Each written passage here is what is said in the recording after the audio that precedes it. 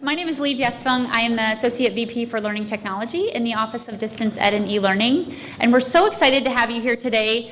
This faculty showcase is one of my favorite events of the year. It's a really wonderful opportunity to hear from faculty about some of the amazing work that they are doing to engage and empower our students.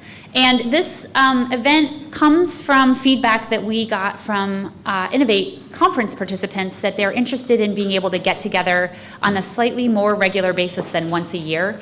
And so we have a handful of events that we do to bring people together, and I am delighted to see the turnout we have today.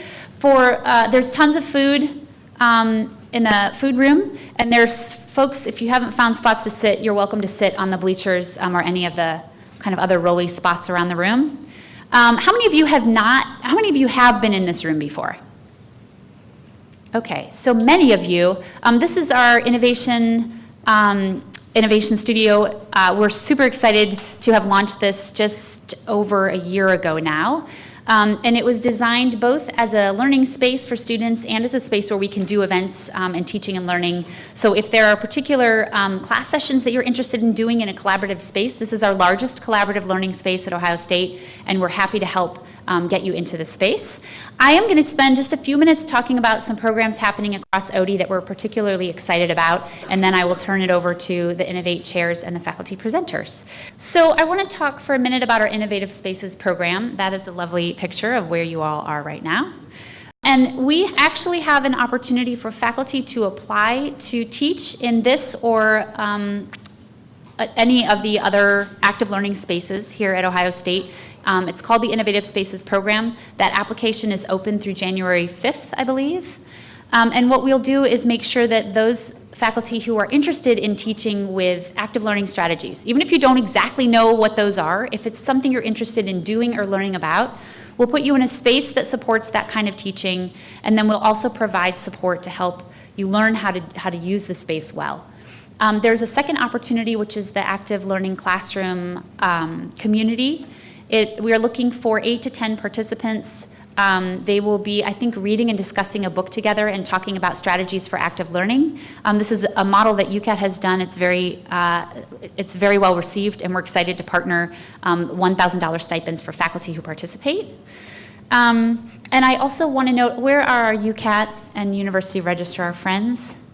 Yay. All right, so this is a partnership. This active learning work is a very close partnership with UCAT and the registrar to support faculty pedagogical kind of shifts to teach in these kinds of spaces. So we're excited to work with them.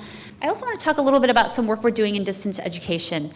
Rob Griffiths and the distance ed team have been working rapidly over the last just about 5 years to ramp up the online degree granting programs at Ohio State.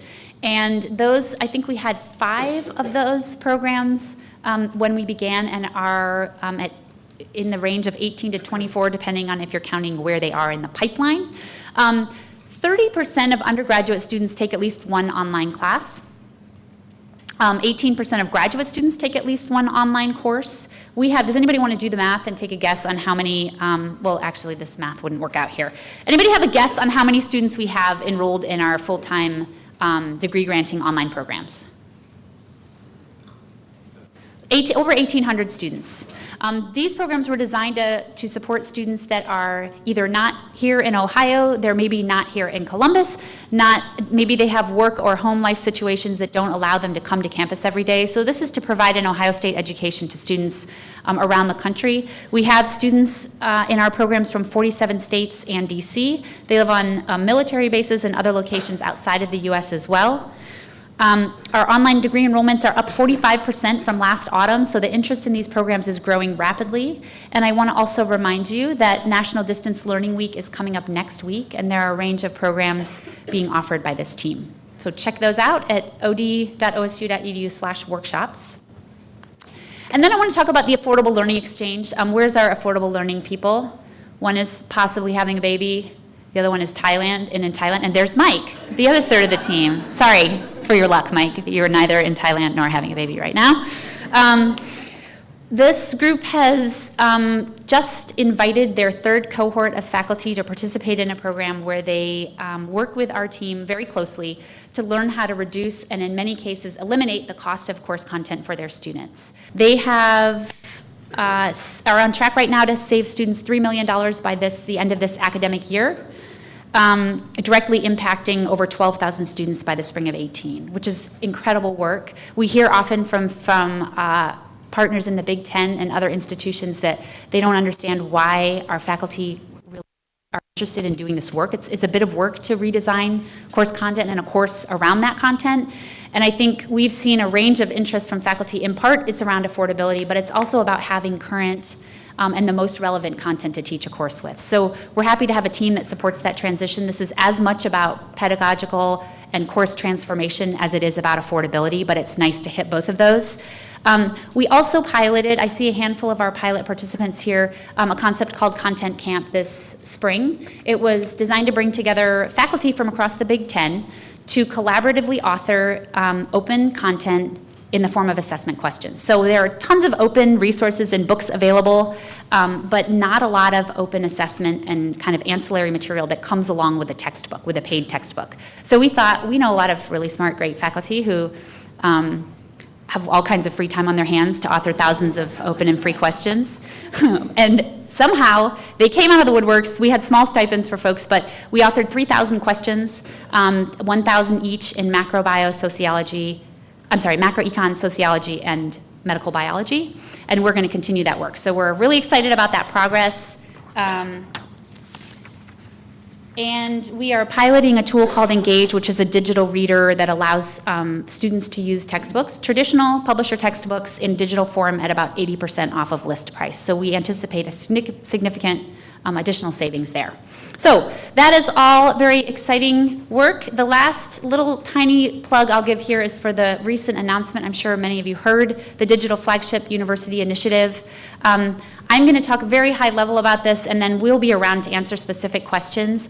This is an initiative designed, it's a partnership with Apple that was initiated by the president and the provost in our business and finance and Mike Hoffer in the CIO's office, to really transform student learning and support for teaching at Ohio State. This is focused on 3 areas, one of which is coding education for students, faculty, staff, and the community. And this is about helping students, in particular, not just consume, but learn to author and create in the languages that we're immersed in right now.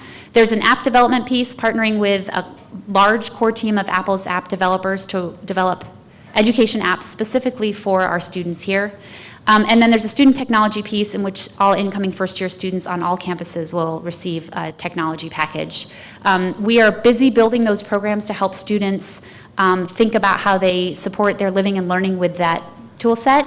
We're also building programs to help faculty who are interested in transforming their work apply to a program where they will work in a cohort and receive support and technology to do that transformation of their classroom work. So we are hustling along to get this up and ready to go by spring. Again, Corey and I will be here to answer questions afterwards. And I would like to now pass it over to Jessica Phillips, who is our Innovate chair for this year.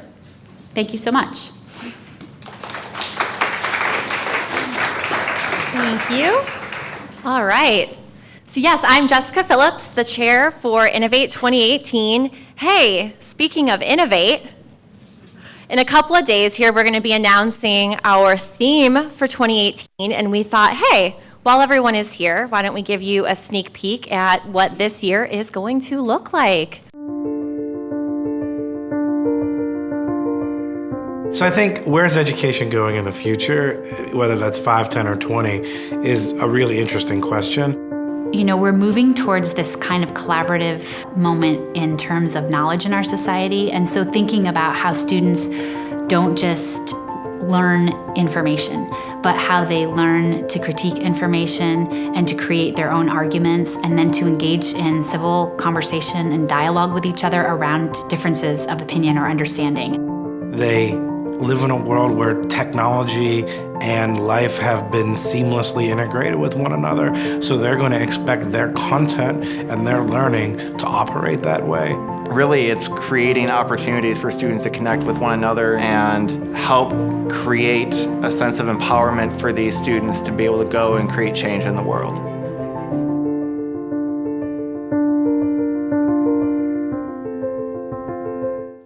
So this year's theme for Innovate is all about moving forward. It's about how we are advancing in 3 specific areas of access, technology, and learning environments, which we're defining that as anywhere that learning occurs. We feel like this is a very important year to have those conversations and draw forward the stories and the people who are doing important work to help think about the future and how we are changing and adjusting in our roles and in our work to welcome that future and inform that future.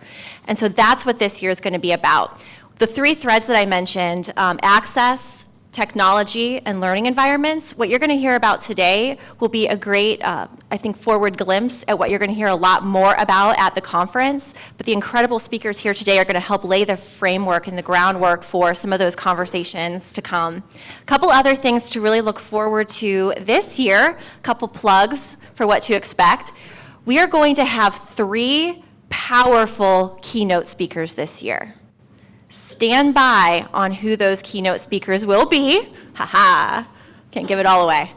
But each one of them will be speaking to one of those very critical themes of access, technology, and learning environments. We're also going to look at having more hands-on places where you can actually play with some toys, actually talk to some people who are in the midst of these new challenges and trying to drive things forward, and have some very meaningful conversations and opportunities to connect and network with your colleagues, not only here at Ohio State, but across the country. So we're really excited about what this year has in store. So May 11th, 2018, feel free to take out your cell phones and save the date. I'll be looking for all of you there, every one of you. But it's going to be a lot of fun. We do hope to see you there. With no further ado, as I said, we have some great speakers here today who are going to talk about these things, access, technology, and learning environments. And to kick us off today is Dr. Lisa Cravens-Brown. She's a senior lecturer in the Department of Psychology and a participant in our active learning classroom community. She will share how you can incorporate active learning into your classroom no matter what the physical environment may be. As you're listening to Dr. Cravens-Brown, take note of any questions that come up or ideas that you want to bounce off of her afterward, because following our speakers, we will have 30 minutes for you to connect and ask your questions and have some dialogue with those individuals.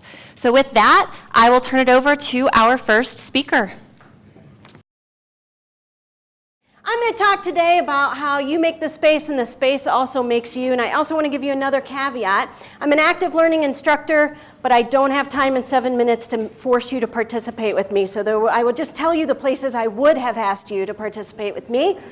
I'm also going to give you another caveat, which is that I'm going to hang out here in the center, which is where the cameras can see me. But when I teach in this classroom, which I do every semester, I do not stand here almost ever. I spend most of my time out there, which I also think is really, really important for some of the messages. So what this is not is any sort of rocket science, even though I did use the word space in my title. So let's start with taking a look at this. Let's take a look at this environment. This is what it would look like to be an instructor in this class. Here's where I would have used active learning. What are some things that you notice about being an instructor in a room like this? You notice that everybody's looking at you. The furthest students are extremely far away from you. It's hard to see some of their faces, except for the really bored ones who have their computers open. You can't see what's on the screen of those computers. You seem to be center stage, but not in a relationship way, more in a fishbowl way, right? You're performing, you're standing there, right? They're staring at you as if you are the star of the show or you are the thing that they should be there to do today. Let's take a look at it from the student's perspective. So here we are. We're a student in this classroom now. We're looking forward. We can see a couple of other things. We can see how nice or not nice, messy, straight, curly people's hair is, right? And that is the primary thing that we see in a traditional classroom, is the back of the person's head in front of us. And the instructor is so far away. They're very small. Even the things that they're presenting, right? It really doesn't lend lend itself to, hey, let's interact, let's create a relationship with our learning here, let's create a relationship with each other here. It, again, kind of feels like a performance space. So I want to talk a little bit about environments. Some environments are better than others. You might have been immediately drawn to the extremely brilliant looking blonde student here in this picture who looks, I think, a great deal like me. And that's because that's my daughter, actually, in this room. In this room, sitting right over there, taking her intro psych class with one of our brilliant instructors, Zeev Bell, in psychology. He's a graduate student. And you can see something different immediately, right? You already see there's interaction. The instructor is very close, right? They're talking. They're all noticing how incredibly brilliant her point was, right? Or maybe what Zeev is saying, I don't know. But so if we look at some other spaces like this, we can see things like you can move around, right? You're sitting in an active learning classroom. Every one of your seats is on wheels. You can move around. We're close to each other, right? I can be talking to you even if I don't move out of the camera space, right? I can still see you. I can still come around. I can be close to you. We have more of a relationship right now, right? We can talk to each other. We can interact with each other. If I need you to work in a small group, I just say, hey, move into a small group. You've got your own space there. You're very close. There's a lot of people in this room today, right? You're very close, but you still have your own space and a slightly larger desk space than we typically get in a fixed classroom environment, right? So some environments are better than others.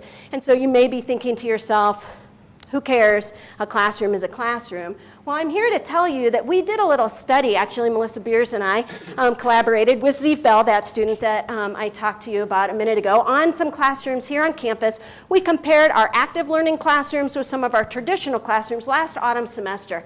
And we asked them things like, hey, did the room have any impact on your learning? It's perception, right? So it's not really a direct measure, but we do see that significantly, right? The active learning classroom students felt that the room had an impact on their learning. What kinds of things did we ask them? We asked them, did the room affect your learning, right? Did the room affect your participation? Did the room promote communication with your instructor, promote discussion in class?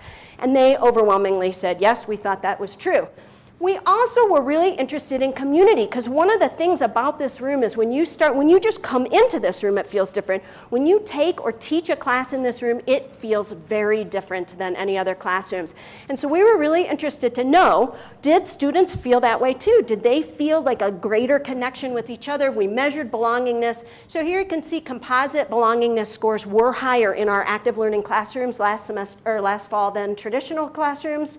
Right? And this was actually particularly so for male students. Caveat there, psychology is primarily female students, and so the males are actually a minority group in psychology. What were some of our items? I can be myself. People are friendly. The professor is interested in me. I'm a real part here. I'm included in this. So we see these kind of community items were different for students in active learning classrooms. And again, you say to me, Lisa, I'm not teaching in an active learning classroom. Quit talking about how great these classrooms are. There aren't any for me. That's okay, because what you do makes a difference in your classroom. You can take some of the things that we have learned in classrooms like this, you can move them into those other classrooms, those fixed seat, those more traditional classrooms, some of them in a very, very easy way. So what do we know about what were some of the differences between these classrooms? When we ask students, did you take notes most of the time?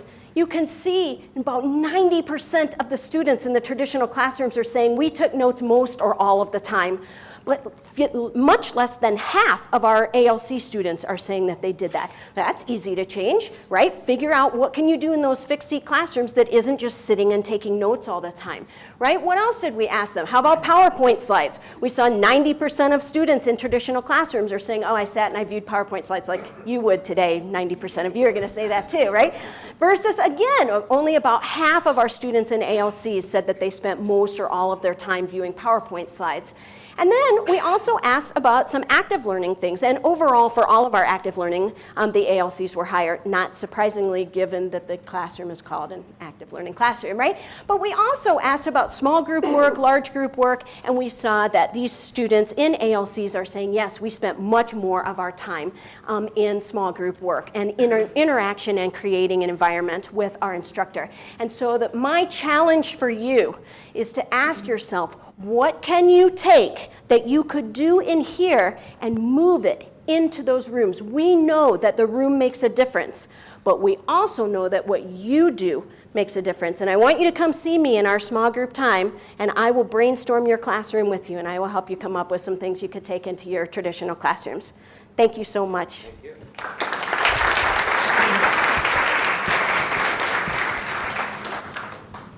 I love that. And I love particularly the challenge to think about what can you take and do in any kind of an environment.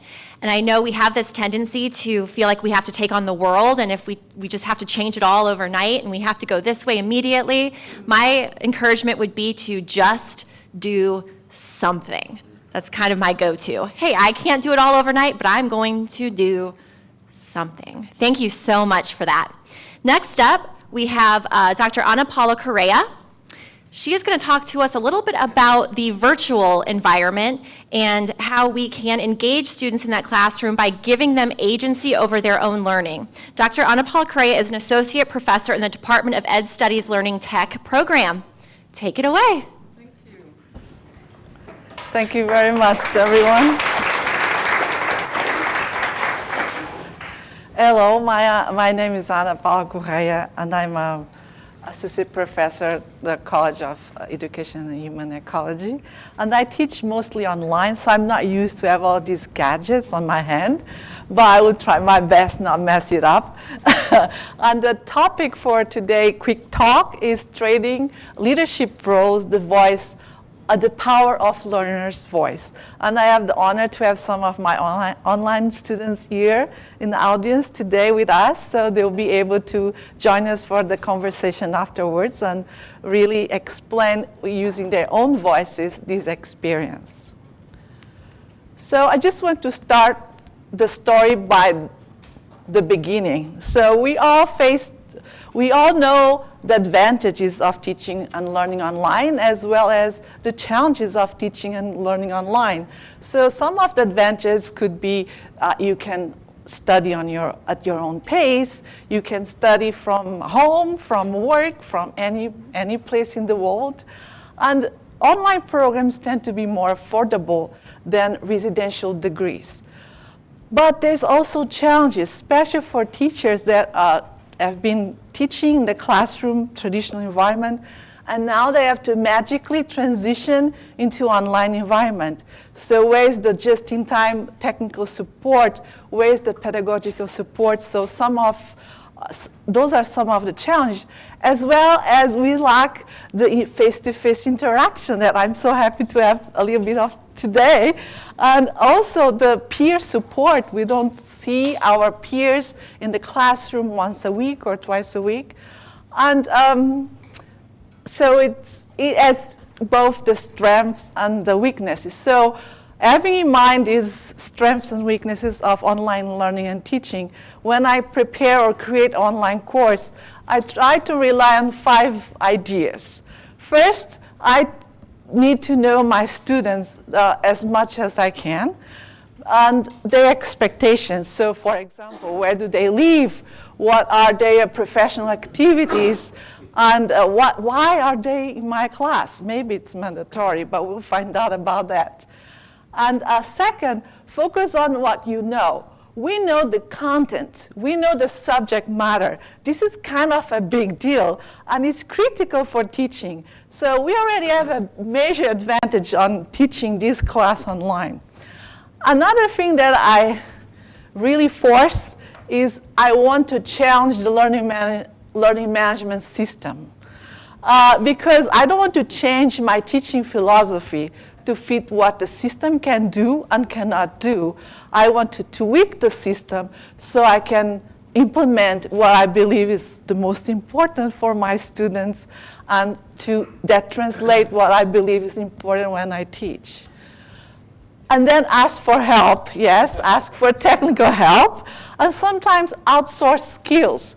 So when you use Canvas, there are things you can do, like you go into the HTML and change it a little bit. We might not know or don't have coding skills, but our students might have, so why not outsource some skills? We give credit to people that help us, and we get the stuff done the way we want it. That meets our vision for the class. And finally, believe in myself and in my students. So you're going to see how this is going to unveil in this story. But before we start thinking about how can we give the voices to our students, we have to understand that in higher education, most of our students are adult learners. And they come with very specific needs and wants, and as well as specific characteristics. First, they are empowered to manage their own learning. So they are autonomous and self-directed. They can engage in the learning process. They are capable of managing their own learning. Second, they want to learn things that they can apply. They can apply on their current jobs and on their current responsibilities. Oh my gosh, 1 minute. And then they contributed. They can contribute with life experiences and professional experience to the discussion. So one of the important aspects of the teaching online are the synchronous online discussions. They kind of mimic the classroom discussions. And they are very important because they increase critical thinking, and they allow students to construct meaning and integrate new knowledge, and as well as creating a social presence. So I took those things. We have all these talented students in the class, and the online discussions are important. So why not let the students lead and facilitate in the online discussions? I use this practice on my own online teaching, and I also have done some research about this phenomenon. And we found that increases participation, fosters meaningful dialogue, and creates a sense of ownership. However, when you're trading roles, you have to be ready to change your perspectives of learning and teaching. So let go of the teacher-centered discussion and the know-it-all role, and let the students shine the inquisitive mind of the students, and let them be the center of some of the learning that happen in your classroom. Because remember, those are adult learners with things that they can bring to the table. They have knowledge, they have skills, they have experiences. So what is my role? I participate in the discussion as any other student, and I follow the lead of whatever student is leading the discussion that day. And I share my experiences when they are requested. So are you ready to increase your learners' voice in your class? So try the process, trust your students, and triumph with learning at the center of the equation. And this is my story. Thank you.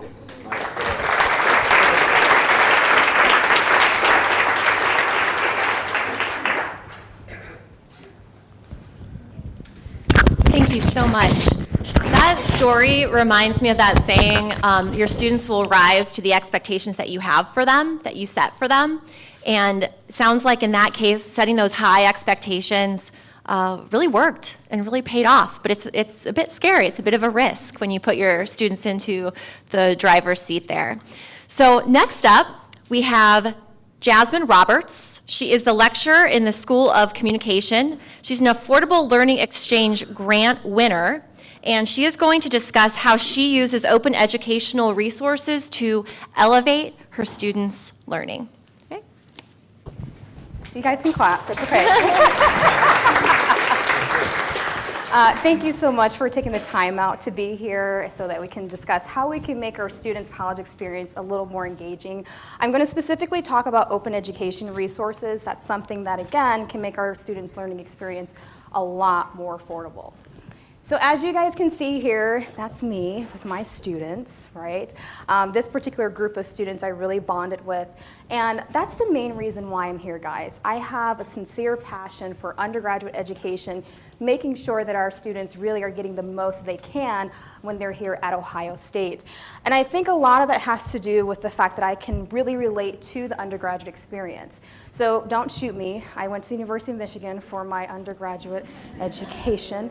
And I remember enrolling in Intro to Mass Media. The professor for that course assigned a textbook that was $117.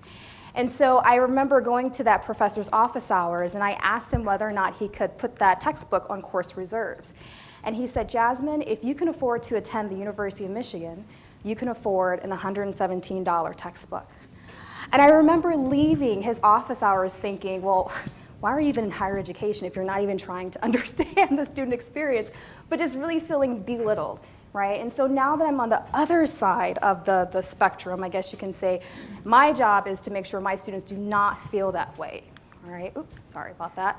So we have a huge problem going on here in higher education. I'm sure we're all well aware of that, the fact that our students cannot afford in higher education. Almost 2.5 million students from low to middle class backgrounds did not complete their higher education simply because they could not afford it. Not because they didn't have the academic skills, it just was too pricey. And we all are well aware of what contributes to that lack of affordability, that being tuition, room and board, textbooks. So I wish I could tell my students, you only have to pay $1 to come here to Ohio State, but I can't control that, as well as with room and board. But I can control what I assign in my classroom, most of the time at least, right? But we're seeing that textbooks even are outrageous in terms of the cost. So I've kind of broken it down by, specific fields and what have you. STEM people, you guys are really taking the trophy for most expensive textbooks here. Okay. Another problem that at least I see with traditional textbooks is that oftentimes as instructors, we like to design a course based upon what the textbook is saying, right? So we feel like kind of in prison to this textbook. So it kind of strips our autonomy and the lack of adaptability that we should have as college educators, okay? So I actually went to an open education conference earlier this month in Anaheim. Well, it was kind of cold here, but it's okay. But anyways, there was a student panel going on, and they were talking about their experience using OER in the classroom. And this quote really stood out to me. One of the students said this. She said, I've had friends and no other students who will change their major simply because of the financial cost that comes along with the course materials of a particular discipline. Again, not because they don't have the academic skills, simply because, I'm going to sign up for this course. I see the textbook is $120. That's a trend in this discipline. I got to switch majors. Okay? We're failing our students, guys. We can't allow this to happen anymore. So that's why I feel like open is a great alternative, right? It's not a silver bullet, but it's a great alternative to perhaps what we've been assigning our students in the classroom. Open meaning it's free, okay? It's accessible, and you can use it in a variety of ways. So you can remix it, you can take out chapters of a textbook, add in your own content, you can copy it with the permission of the author. There's a lot of things, cool things you guys can do with open education resources through the Creative Commons license. If you guys want more information about that, come talk to me in our small group discussions. And so here's just one example of how you can, 1 minute, whoa. Here's just one example of how you can customize an open education resource textbook through Pressbooks. You can copy and paste the link, clone it, take out chapters, add in stuff, right? So again, you have that autonomy there. Let me see here, how am I going to do this? I'm going to skip to this part, right? So my experience authoring an open education textbook, particularly in writing for strategic communication industries. It's a course that I teach here at the university through the ALX program. Like I said, I was in the first cohort of the ALX program. I'm going to skip this slide for time's sake. So what I really want to focus on more for the last minute or so is the impact that open education resources had on my students about a year ago. And so this is what their general feedback was at the time. So in terms of accessibility, they were able to access the content immediately. So a lot of us in this room have probably had students who have come up to us and say, hey, I don't have the textbook because I'm waiting on my refund check, or I'm waiting on Amazon.com to deliver the textbook to me. Whereas with open education resources, you have that resource available to you instantly because it's free and it's online. Okay?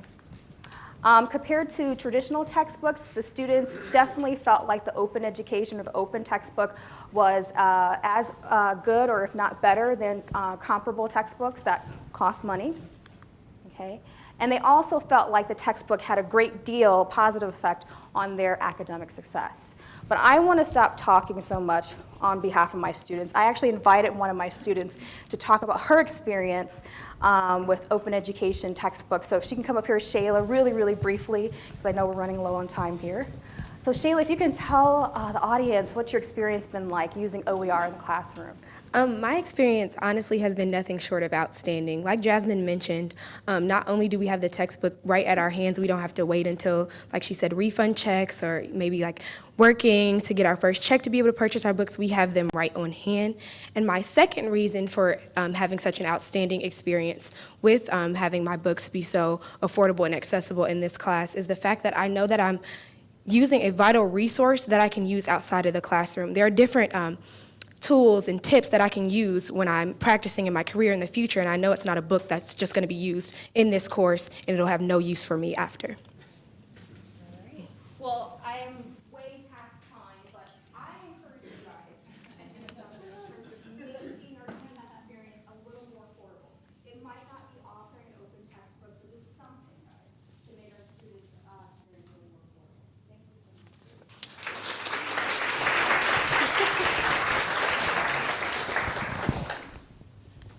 All right, I don't know about you, but I actually got goosebumps when Jasmine shared that students will actually change their purpose in life because their original choice didn't seem financially attainable. That, I'm like seriously have goosebumps right now because that feels like such a call to action to really think about the ways that, within our realm of control, that we can do some things about that. Thank you so much. Thank you so much for that. Our last very innovative and powerful speaker here is Dr. Teddy Chow. He's assistant professor in teaching and learning math education. Through integrating iPads into the courses he teaches, Teddy is modeling engaging, active instruction with future educators, and through his research, he is identifying impactful application of teaching young students math through mobile learning, which is pretty incredible. All right, Teddy.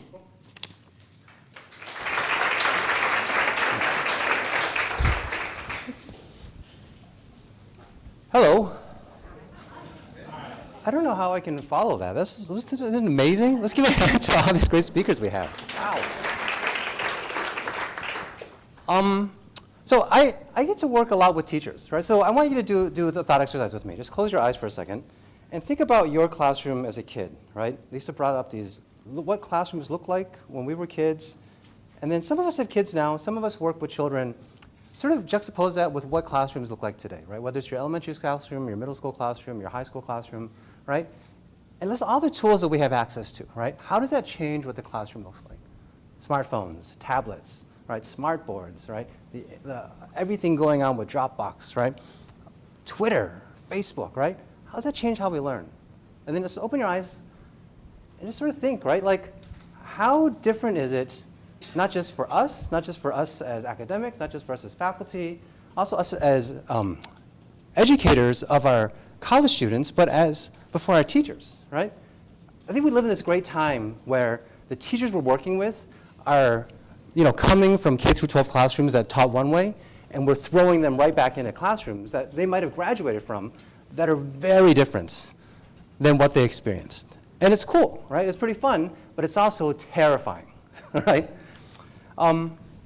So what I do as a mathematics educator, I do a lot of work in math education for equity, social justice, and empowerment using technology. I also used to be a middle school teacher in Brooklyn, New York. I taught at IS 318, which is a school that had the #1 chess team, as well as one of our graduates is a rapper. His name is Jay-Z.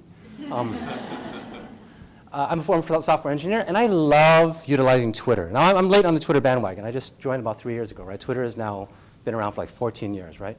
But some of the powerful things that I get to do with social media, right, are like Facebook, right? Like many of you, I'm a narcissist on Facebook, right? I love when students find my work. So this is a student who graduated from our program 2 years ago. She's now teaching in Washington, D.C., and she's trying harder to get her students to understand fractions. And she found a photo of me from a teaching fractions textbook that's featuring some of my work.